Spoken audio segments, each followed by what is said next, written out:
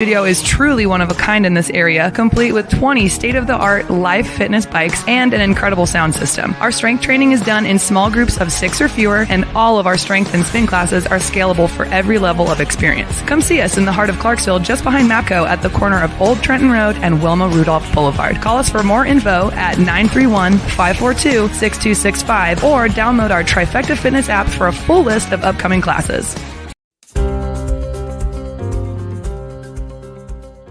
This is a message from the U.S. Department of Veterans Affairs.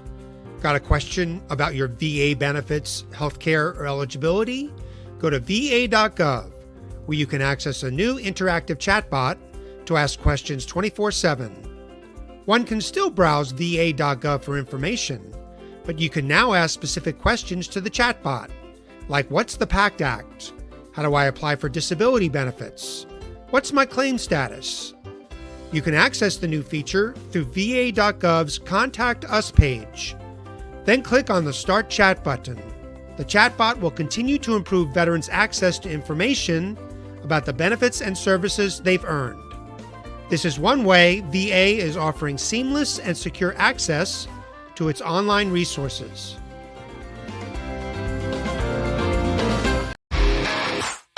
All right. Welcome back. MisFit Nation, the MisFit Nation Show. We are a show founded by a veteran and hosted by 2 veterans and a military spouse. Our mission is to get people to tell their stories to the world. If you're an author, share your tips with the MisFit Nation. If you're a musician or an actor, our audience needs to know how they too can get into the business. Coaches, we love our coaches. Come on and share your tips with the MisFit Nation to help them become better versions of themselves. If you are a corporate leader or an entrepreneur, come on and show how you did it and how hard you have fought for success. If you are a veteran, first responder, or Gold Star family, we would love to have you come on and share your story with the MisFit Nation. We always have time for you.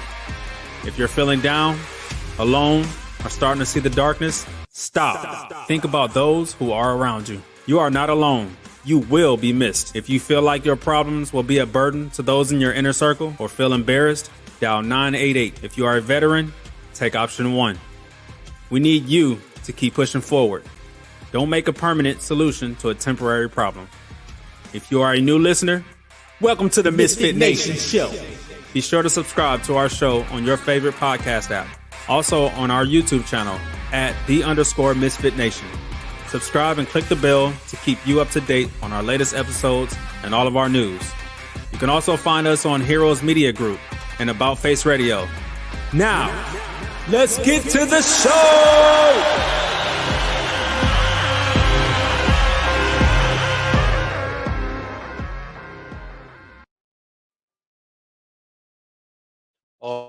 All right. Welcome back to the MisFit Nation. Yes, that's right. You heard the actual bell tonight, not just me clapping my hands above a desk in a hotel room.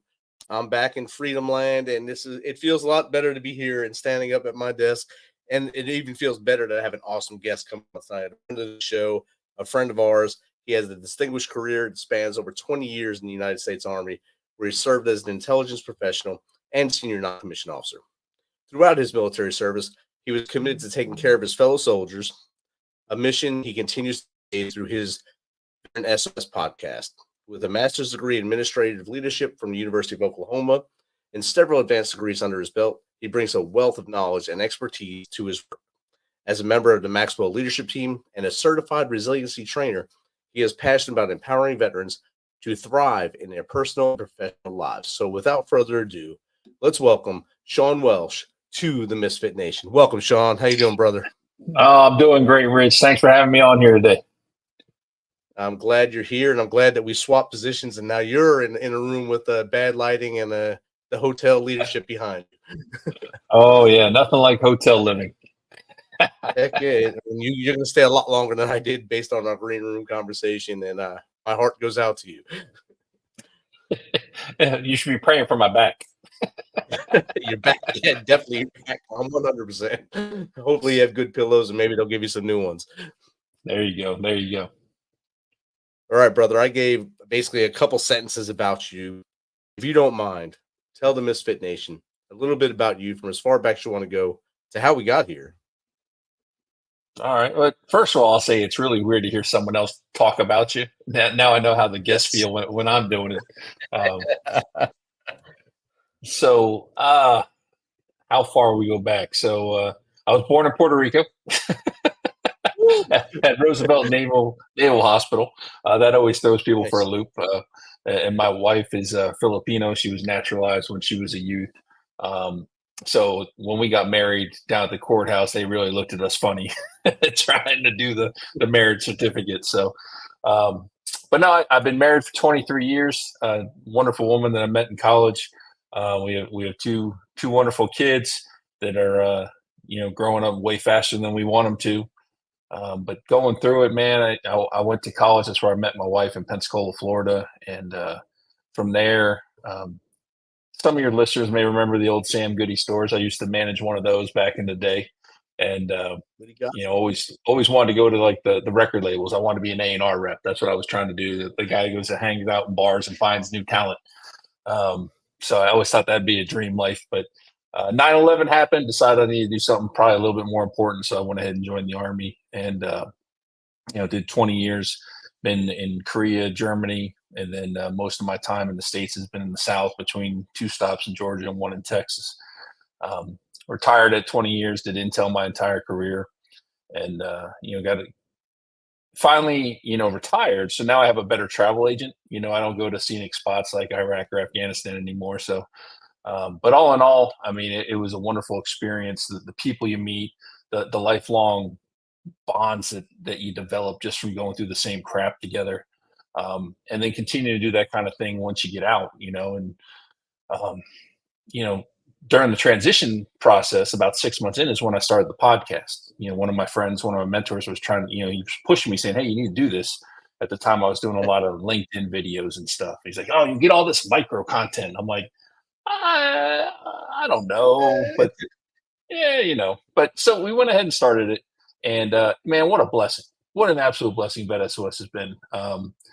During my transition, I'm literally hearing the stories from everybody of what not to do.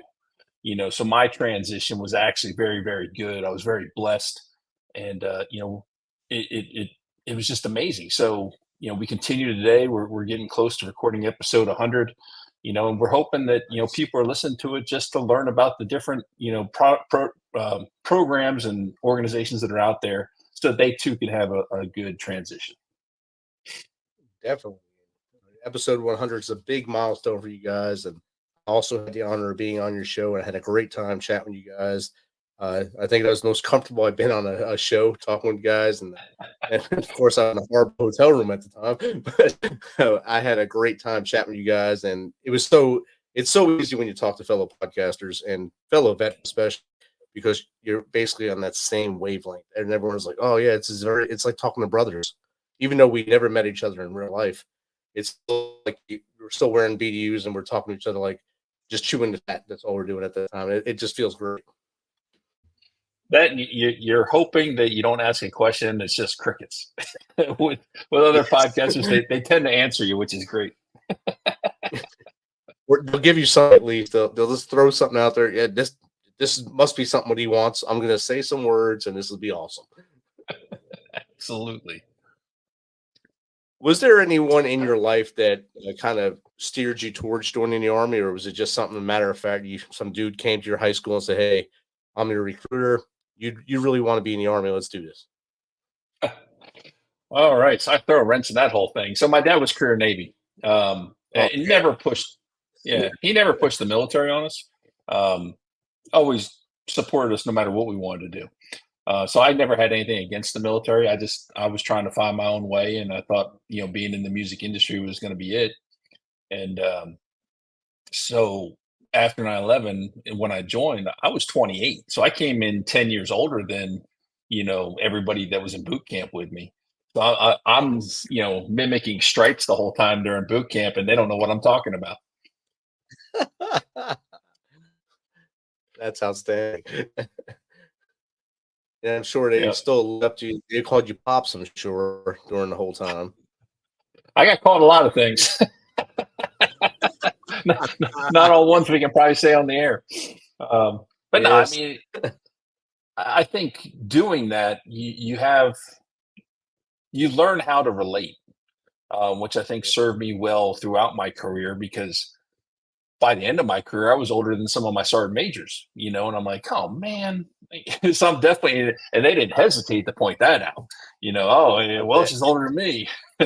So, but coming in older like that, you learn ways to relate, right?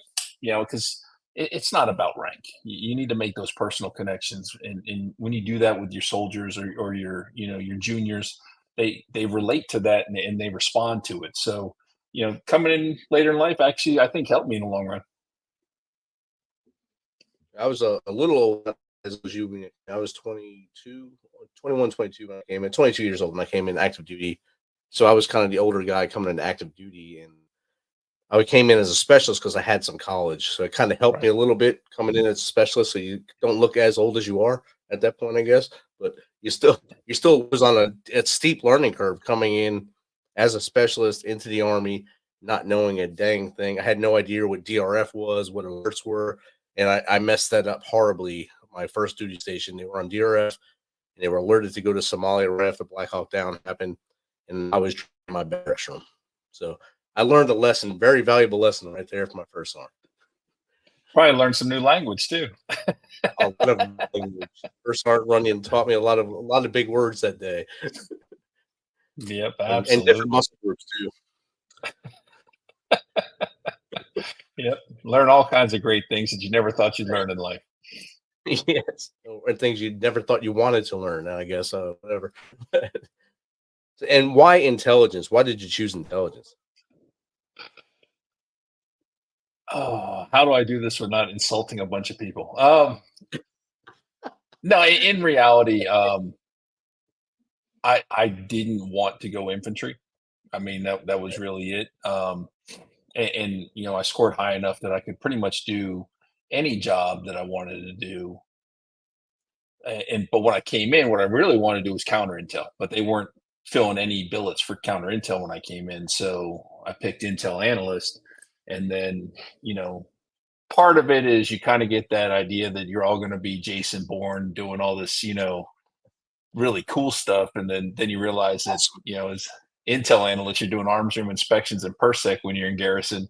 And, you don't get to do the real intel until you get to the higher levels or you go overseas. So it was just one of those things, it sounded like it was going to be a really cool job.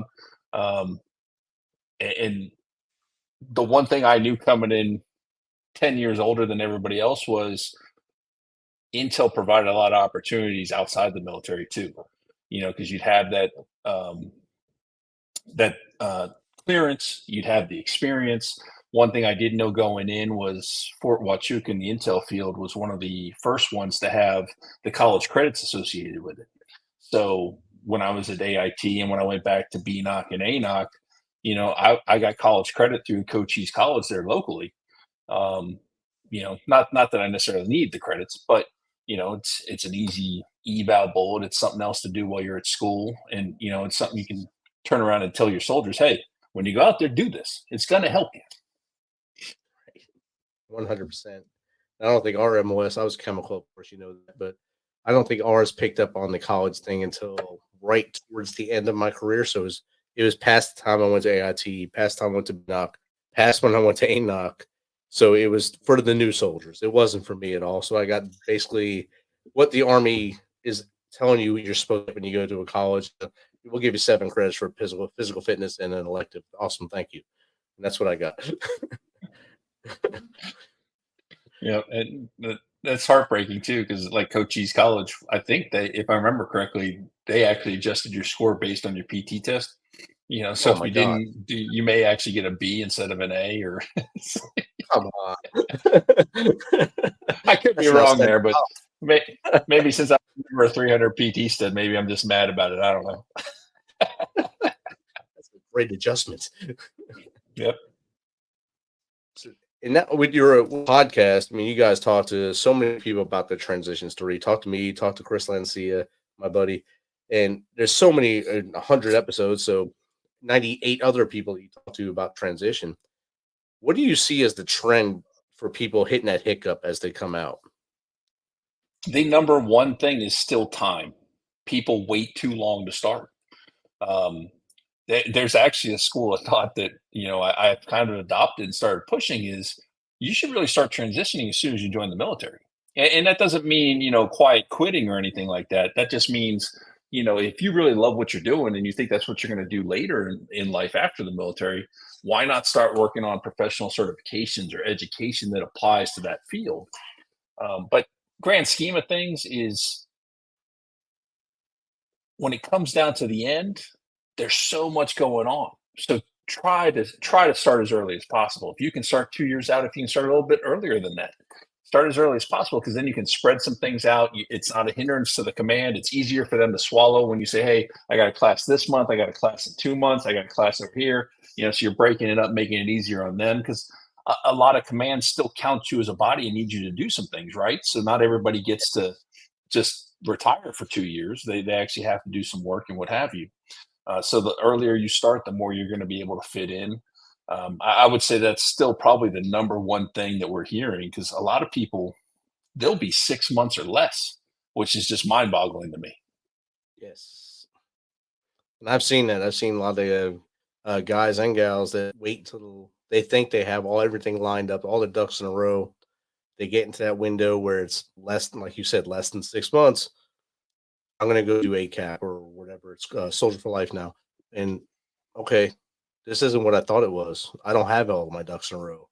I think I'm in trouble. And do I have enough to make it through that 6 month, maybe grace period where I won't find a job because now I'm outside that realm. I don't know where I'm supposed to go. I don't know what to do with my hands once I put the boots off. And it's a hard time for a lot of people. Oh, it is. And you start to see that post-military big time.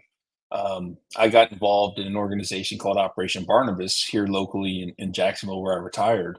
And their whole focus is it's a Christian ministry based on, getting first responders and veterans off the street who are homeless.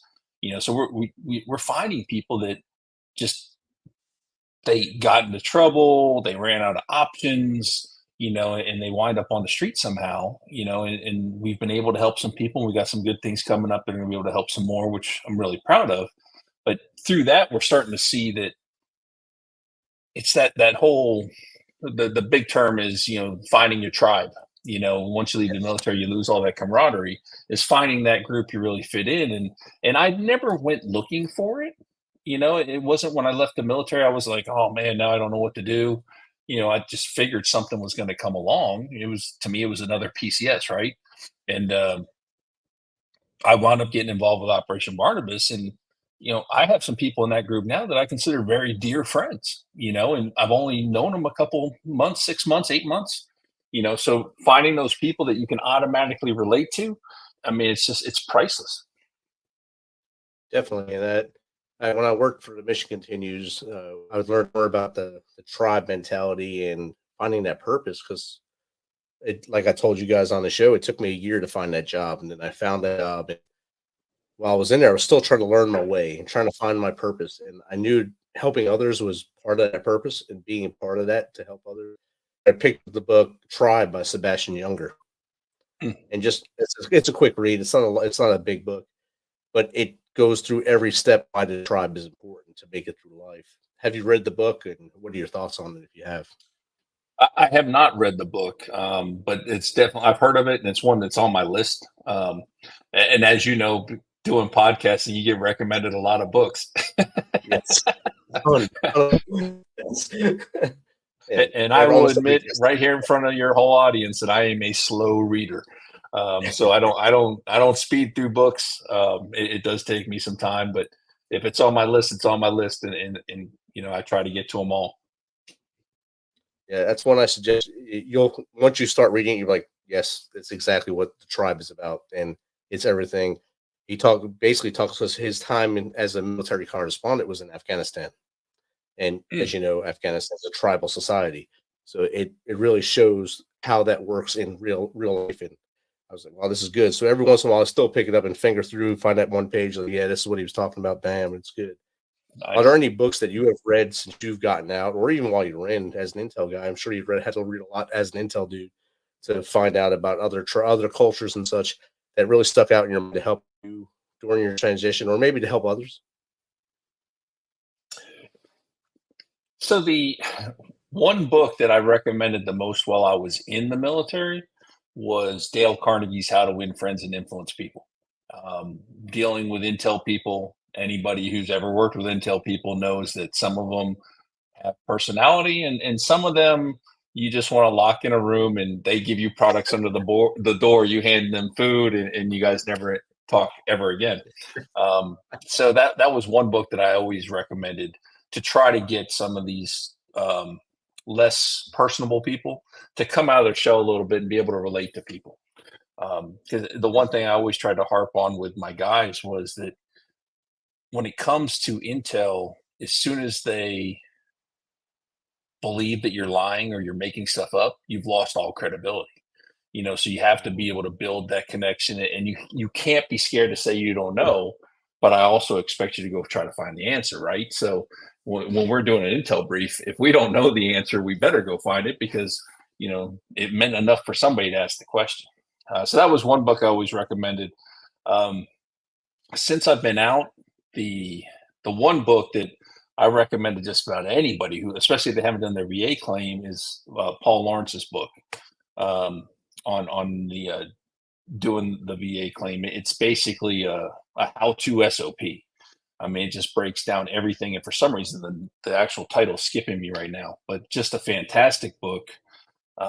If you don't know Paul Lawrence, he was the undersecretary of the VA for benefits under, I think, Trump. So comes in with that experience, knows how to do it. Great book for the transition piece. Another book, the Commit Foundation has a book, and I'm drawing a blank on book names tonight. But that's another good one that really helped, because I did the Commit Foundation's program, and reading that book in conjunction with it really helped the whole thing go along. But those are probably the two main ones that I try to recommend to people. There's a handful of leadership books I really like. Some of it through the Maxwell stuff that I've done. Bob Berg has a great book called Go Giver. It's all about being a servant leader, and in that giving to receive type mentality, where you're going to get further in life by giving to others. That's another great book, I think, especially for young leaders. Yes, I think Paul Lawrence's book is Veterans Benefits for You. I think that's the book you're speaking of on him. I think that's a real good one especially for those who are about to start that transition. Like we said earlier, 6 months is not the time to do it. It should probably be about 2 years out. You start this whole, actually, as soon as you raise that right hand the first time, there's an end point. You have to get out at some point. Start doing that whole role to say, hey, all my ducks are in a row. What benefits do I deserve as I get out? And most likely you're going to get the more years you do, the more beat up you are, the more broke down you're going to be as physically. Bones start to mesh together, because we do amazing things in the military that are awesome for our bodies, and you'll learn that as you go to that stuff, and make sure you get the benefits you get when you get to the VA. Yeah, and by all means, it's something you've earned. I still hear too many people talking about, well, I don't want to take away from somebody else. You're not taking away from anybody. These are benefits you've earned. Apply for it and see what you deserve according to the VA, and make sure you have those resources available to you. And you definitely hear that there's a lot of guys that that if I do this, then that means I'm giving up. I'm too broke to do anything I'm supposed to do. And they have that mentality that if you go to sick call, you're not a good soldier. They still have that mentality after getting out. If I go to sick call, I'm not a good soldier. I'm a waste of time for my command. You get that head and realize that once you raise that right hand the first time, you're 100% able. As you get older, you're no longer 100% able, and you need to get benefits and get everything taken care of, regardless of what your mind tells you. Yes. Don't every time you think you can jump on that box again, it hurts more every time you jump up on that box. And when you miss the box, it hurts even more. And then you wind up in a different room. It's called the hospital room. Yep. Absolutely. So as you hit the 100 episode milestone, where do you see Veteran SOS going in the next, I say, 3 to 5 years?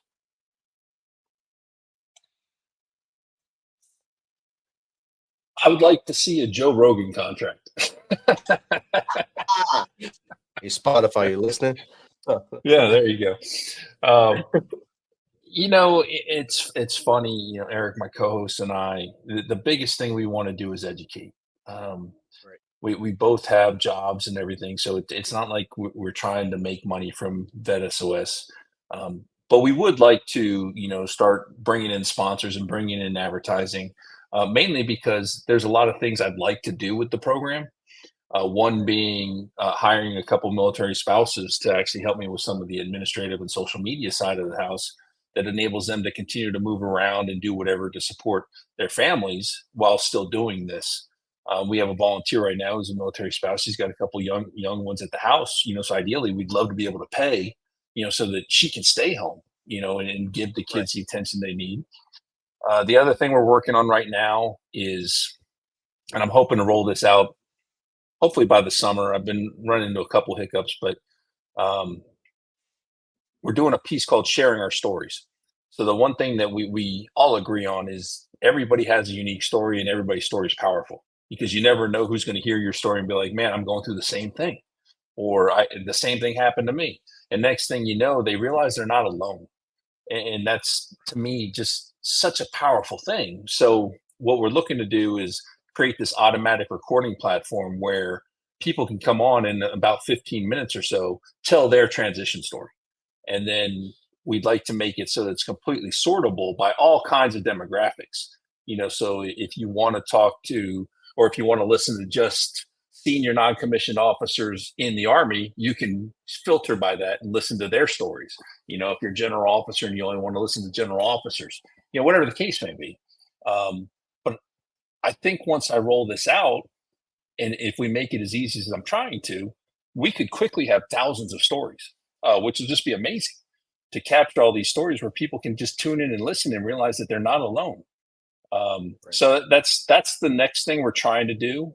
We're just trying to figure out all the pieces of it to make it as easy and seamless as possible, and a great way to capture it so people can actually look through it. And I'm a firm believer, if people can tell their story, it relieves that pressure. No matter what how their transition went, if they tell their story from no matter how far back they go to get that transition point, it helps them breathe a little easier, even if it's just sharing with you on that voice recording, or knowing that it's going to get shared with others to them. That'll help them in their life as well, and then help at least one person that listens to it through your platform to make better choices as they move forward.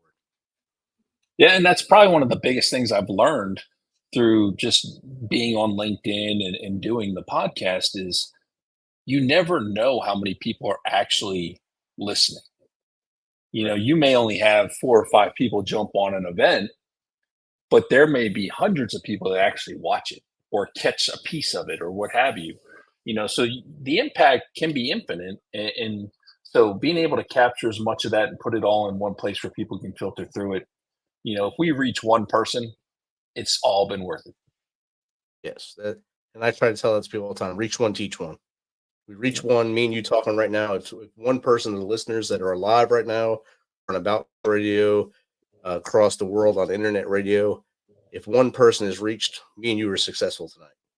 And Absolutely. when this goes on the platforms later on the audio, if one person or one dude, one dudette says those two said something that actually made sense to us, they might have been rambling, but they got it on. They said something that made sense to me, and I can make sense of this.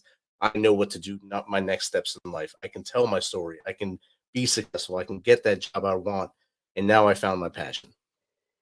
Absolutely. And the thing is, you also never know where a person's at, so you and I think usually have pretty positive outlooks. We come across positive on the air and what have you, but we both have struggles. We both go through things as well, and I had posted a couple months ago, right before Thanksgiving, that the job I was hired for out of the military was going away. Now the company wanted to keep me, which was a blessing, but I had to change jobs. So nowhere in my transition plan was after a year, you need to go get a new job. Right. So you wind up going, oh man, I got to revisit all this transition stuff and figure out what I want to do, and if I want to stay with the company, if I want to do something else, and what have you. So the thing is, no matter how your transition went, there's always additional things. We're going to continue to transition, we're going to continue to grow. So check out these types of events, these podcasts, where you're going to hear stories and you're going to realize, oh man, I'm not the only one. And hopefully it helps you.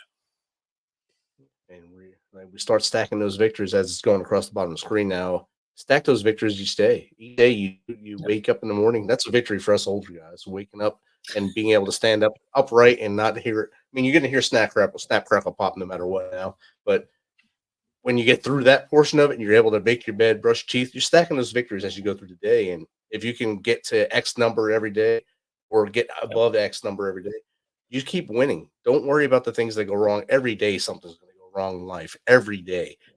But learn from it and move forward. Don't dwell upon it. If you dwell upon it, you're never going to get your feet going. It's going to be like quicksand or some or spiders attacking you. Just forward and stay positive and stay forward. And I think that's what both of our shows do. And your show is awesome because it focuses on that trends piece, which a lot of people do not ever talk about. Yeah, and that's where we're trying to stay. When I was just so overwhelmed with all the support we were receiving as veterans, coming out of the military, transitioning, all the support that's available to us, and then realizing that nobody tells us about any of these. So I knew I wanted to find a way to give back. I never expected it to be a podcast, but to me, this is a way that we can give back to the community and hopefully help people behind us find those resources that really are valuable to them. And going along with the stacking victories piece, I've always loved the 1% every day type mentality. If I can get 1% better in something, whether that's doing a workout every day or reading 30 minutes in a book every day or the Bible or whatever it may be, you start building those routines and you start doing that every day. The difference over the course of a year is just ridiculous. So that's what I try to encourage people to do as well. Definitely. And I think if people can just get out of their own heads, get out of your head where this one negative thing is, I'm done. I hit this wall today. I'm done. I'm not going to get past lunch. Lunch is going to come. Dinner's going to come. You just got to keep moving forward. And no matter what that little hiccup was in the morning, you're still with us. Stay with us. Keep pushing forward. Phone a friend. Ask for help.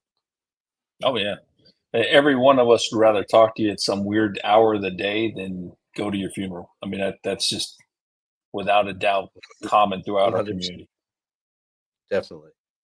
And I think hit the nail. That nail has been driven in, I think, between both of our shows and other shows within our network of friends that have shows.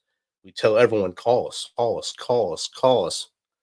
We're here for you. And I will pick up my phone and not like I did as a platoon, so I'm not going to yell at you when I pick it up, but I'm going to say, hey, are you all right? Can I help? What can I do for you right now? I mean, I may not be right next to you, but maybe I know someone where you are and I can maybe get them to connect with you and get you the help you need. Yeah, it's funny. The later or the earlier in the morning the phone call comes, it's usually worse than news.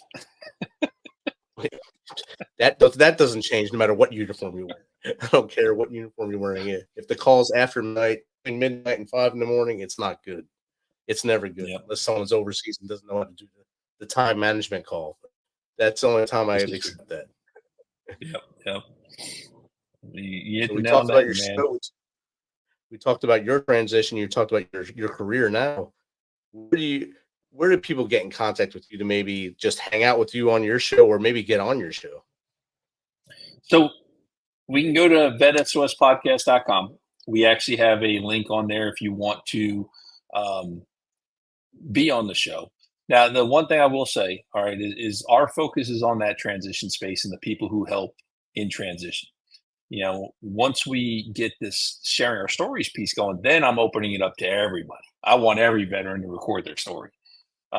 So there's going to be two separate links that come in down the road. But it's one of those things that you can reach out to me there. I'm on Veterati, so if you want to use me as a mentor call, you can do that as well. You can also email me, shawn.welsh00@gmail.com, or hit me up on LinkedIn. And of course, I got a calendar thing too. You can hop on that calendar and we can chat. We can do it any way you want to do it. I love talking to people. I love meeting people. Because the one thing I try to tell everybody in transition is do not limit yourself. Be willing to try new things. Never once did I thought I was going to do a podcast. For a couple of months here, I was doing a local TV spot. I'm currently working on a book. I have English teachers that will roll over in their grave if they knew I was writing a book right now. So Shawn? it's it's one of those things where you keep your mind open, because this is your transition. Make the most of it, because you never know what door is going to lead to what. Next thing you know, you're in just some amazing situation. So, be open and keep trying things. Definitely. Don't put walls up around you based on what you have done for the last X amount of years. Yep. So much more to give to the world. You don't know the limits of your talents and your passion. Where your passion goes is where you go. Got to find it sometimes, but once you find it, dig in and stay with it. And every little skill translates one way or another. And I just posted about this past week. I'm now working as a safety professional on a job site for a construction company. The nuts and bolts of my job is being a first sergeant, walking around the motor pool, asking privates why they don't have their gloves or iPro on. There's PT bill. You're making these corrections all day long. So just that one skill of walking around the motor pool translates into, I would say, 50% of my job right now. Now, of course, a lot more goes into that with OSHA and everything, but just looking for things out of place and things that don't look right. That's something as a non-commissioned officer, that's your bread and butter. You're always looking for corrections. So that's day to day. You may not think it's day to day, but it's ingrained in your head to look at people as they walk by and make sure all their buttons are buttoned, your shoes are tied correctly, and I missed like the RJ black said, boots. don't have your hands in their pockets on that job site. Definitely. See, always a comedian out there. Thanks, RJ. But that's the things we were not really trained to do, but made to do. We learned to be leaders. We went to your PLDC, WLC, wherever you want to call it now, and you learn that. Then you go to your next level, BNOC, BLC, ALC, and you learn all this stuff. You learn how to lead and little tools and tricks, but you don't think they're worth anything until all of a sudden it's just secondhand nature. And you can do anything you want to put your mind to. Oh, yeah. And there's so many things that are just muscle memory from the military. And I'll tell you, that knife hand comes out quick, and I don't even remember using the knife hand a whole lot in the military. But you get out here in the civilian world, next thing you know, you want to hem somebody up. But you can't, right? Yes. You get that little twitch in your shoulder. Yeah. Dang, what's happening? But, and there are adjustments. I remember the first meeting I held, and people were coming in late. I'm like, start twitching, and you don't show up late to the meeting. Now you're on your phone. Oh my God! The problem is, what's going on with you? There's definitely adjustments, man. Yeah, it's a whole other world, especially if you go to an organization that has no military connection. It's a totally different world. And stay strong, friends that are out there. If you leave the military, go to a non-military organization, stay strong, especially if you love the position. You love the job, stay strong and stay focused on what the job is, not the people around you. That'll all come together as you grow within your organization. Oh, absolutely. Be authentic to who you are, and realize the military is a piece of you. It's not who you are. Regardless how much time you spend in there, it's a piece of you. It ingrains certain things in you. And, a lot of organizations these days have veteran coordinators, people who are veterans that help the veterans with that transition piece into a company, or if they have issues within the company, seek those people out, because they're going to be able to help you, make some of those adjustments, so there's ways and means out there. Don't just, sit there and stew or, wind up losing your stuff in a meeting and wind up looking for a job the next day. Yes. And having a bad note on you when they go to look at that reference, and it's not worth it. Oh, yeah. Just take a deep breath, let it in, and say, where do I want to be tomorrow? And that tomorrow is going to be a better day. It always is. Shawn, as we get close to closing here, I want you to give the audience 3 bits of advice that helped you transition and might help them transition as they move towards that position. The number one I tell everybody is start early. You have to start early. The earlier you do it, the better you're going to have it. 2, I mentioned it earlier, be open. Be open to try new things, because you never know. You may think that this is your career path and that's all you're going to do. Next thing you know, you try something new, or you have a conversation with somebody and you're like, whoa, here I am hosting a podcast. It never expected to happen. And you're flashing RJ across the bottom again. Yes. I'm glad you tuned in, RJ. And the final one, I always tell people to get more than one recommendation when it comes to a transition program, because I may have loved a program, Rich may have hated it, so get multiple opinions before you go and do one. There's over 40,000 organizations. There's tons of programs to do.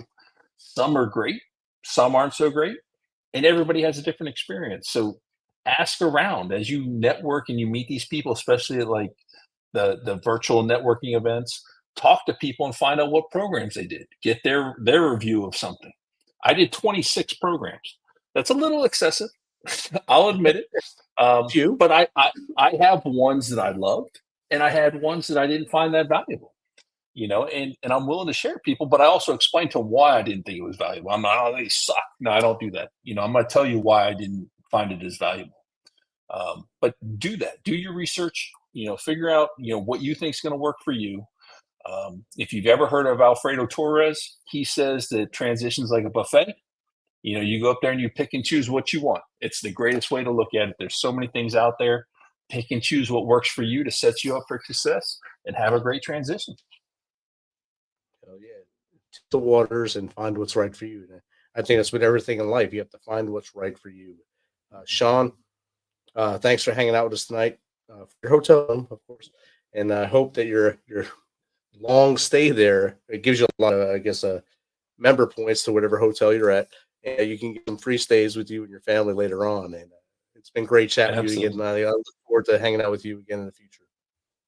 Absolutely, Richard. Thank you so much for having me on, man. I love what you're doing with Misfit Nation.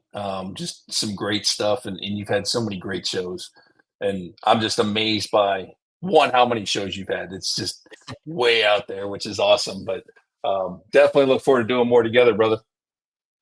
Definitely, brother. Have a good night. All right, you too. For every veteran, there is a story about a calling to serve, to fight for the freedoms of the American people. And every story has a struggle, a sacrifice, and invisible wounds. Warrior Watts programs help veterans recover from PTSD and invisible wounds through exercise, nutrition, and connecting with other veteran leaders. It is estimated that 22 veterans die each day by suicide, and another 30 veterans die each day by substance abuse. These are preventable deaths. Warrior Watt is committed to fighting PTSD through fitness, nutrition, and community.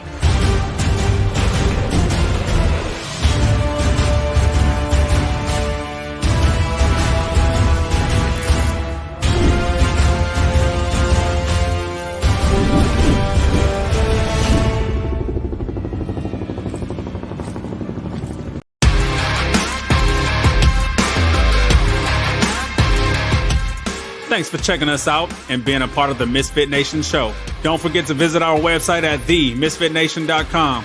That's themisfitnation.com. Check out all our past episodes and get some of the great Misfit Nation gear for you and your family. As always, be humble, stay hungry, and keep hustling, because we are Misfit Nation. Misfit Nation.